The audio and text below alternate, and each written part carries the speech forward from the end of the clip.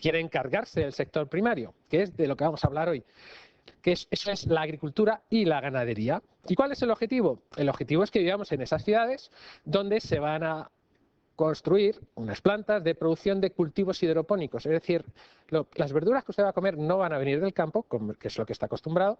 Esas verduras de cultivo hidropónico serán genéticamente modificadas y con trazabilidad por el grafeno que ya está en la mayoría de estas verduras. ¿Qué necesitan para lograr este último punto? Bueno, pues lo primero que necesitan es arruinar la agricultura. ¿Y eso cómo lo harán? Pues muy sencillo. Si podemos convertir España en un desierto, que lo van a atribuir al cambio climático, que es culpa suya por su huella de carbono, y esto cómo lo hacen en realidad no es culpa suya. Esto lo hacen primero fumigando, que es algo de lo que hemos hablado aquí. Están fumigando con esas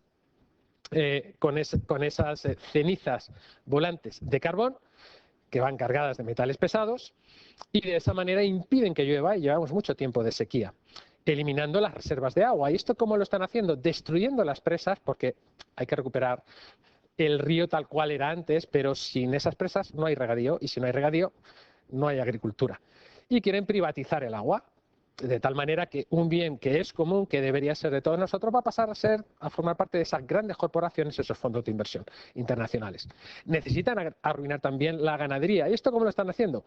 Pues inventándose plagas de animales. De hecho, ahora tenemos una nueva plaga de viruela de ovino y caprino. Eso significa que habrá que sacrificar todos esos animales.